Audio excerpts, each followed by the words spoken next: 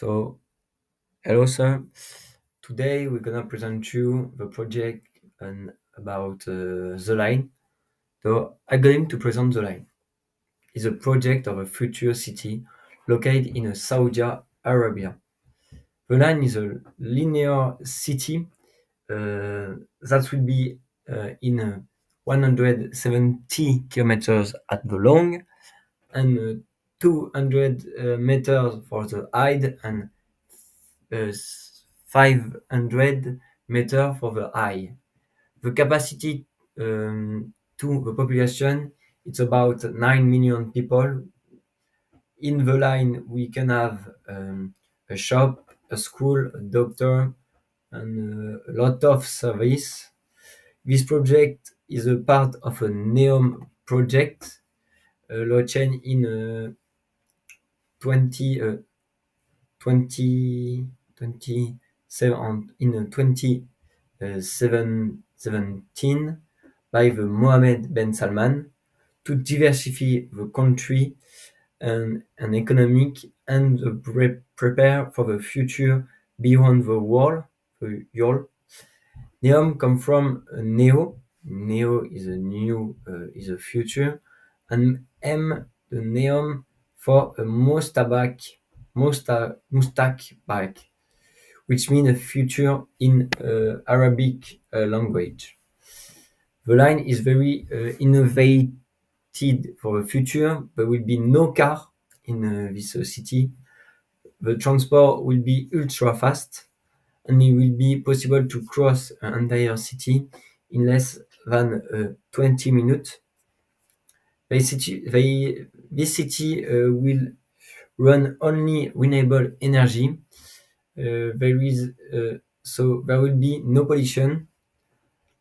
So about the technology will play a key role in the future because he use an artificial intelligence, a robot, and a smart management of water waste and the energy. Uh, right.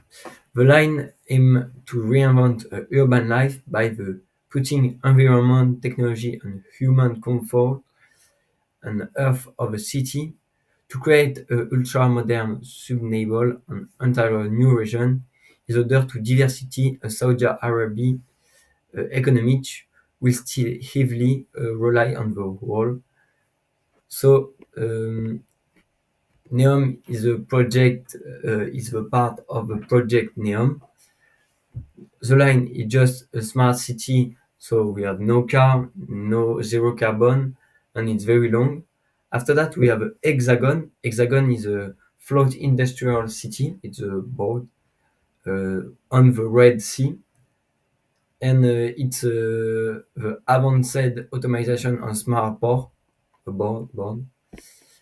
Trojena is a future mountain resort, um, and it is a winter sport, and we have a lot of tourism can come, and there is a nature and a luxury hotel.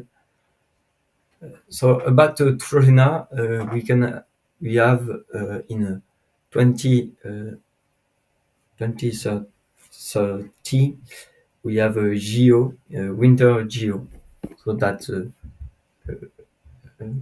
news in the Arabic, and that's it.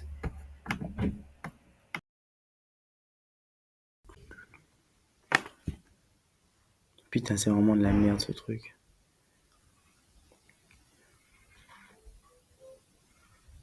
Attends, juste pour pas avoir de surprise, tu veux parler de quoi? De The Line.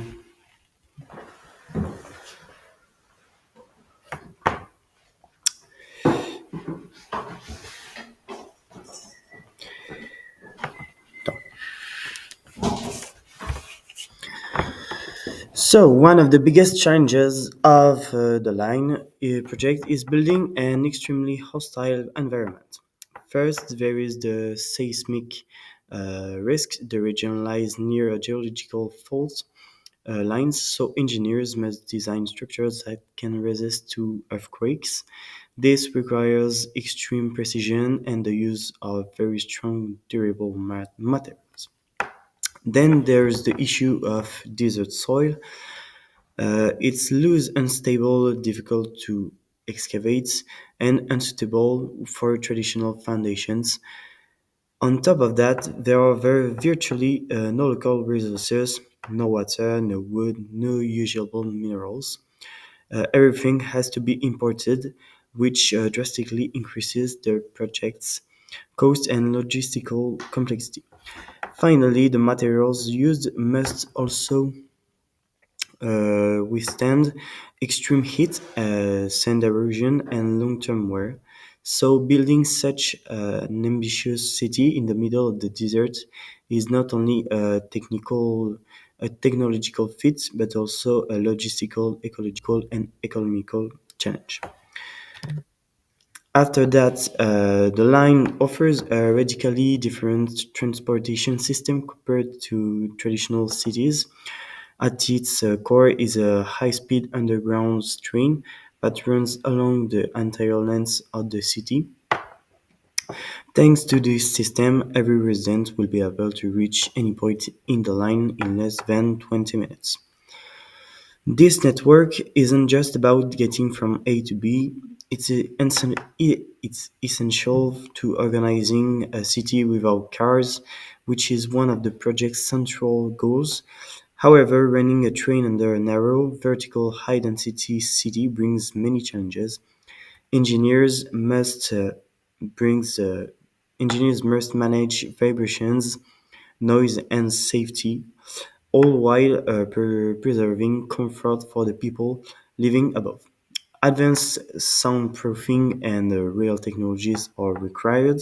Another key strength is accessibility.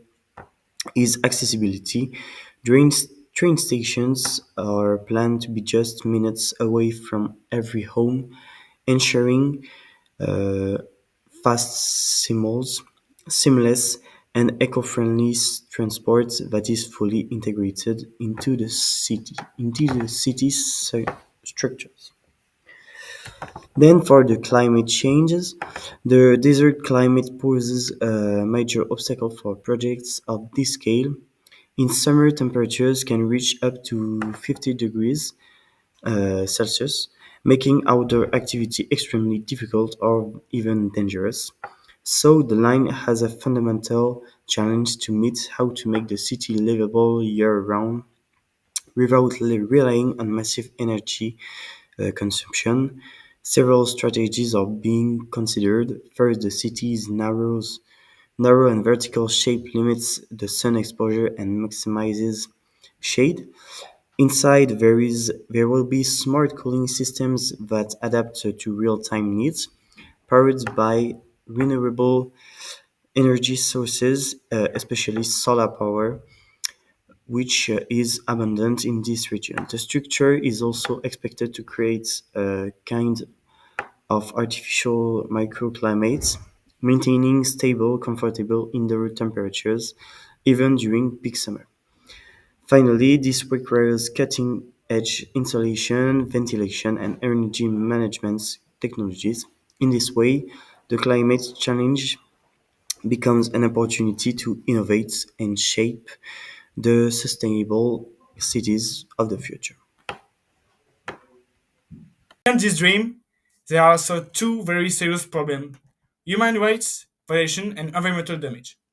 So let's start with the human rights issue. So to build this city, the government decided to remove people who were already living in the area. These people are from the Oweita tribe, a native Bedouin community.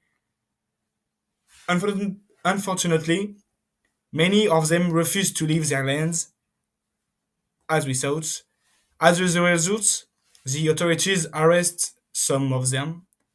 There are also reports of people being sentenced to death and even executed just for protesting or posting on social media. This has been documented by international organizations, including the United Nations, who have criticized the Saudi government for violation of the basic human rights.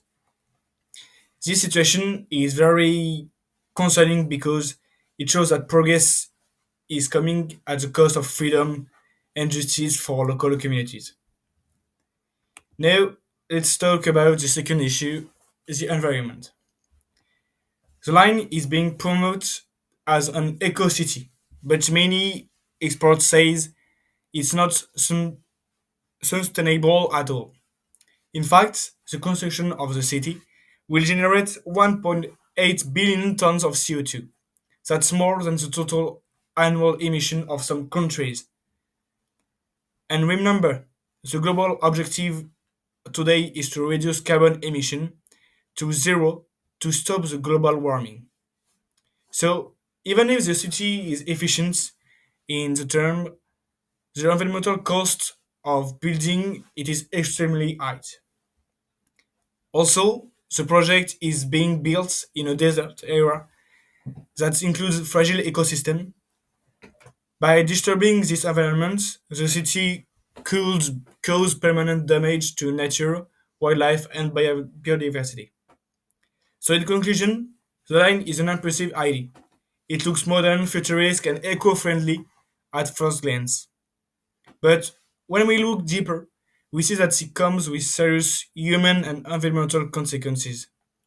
It is important to ask, is this really the kind of future we want? Thank you for listening.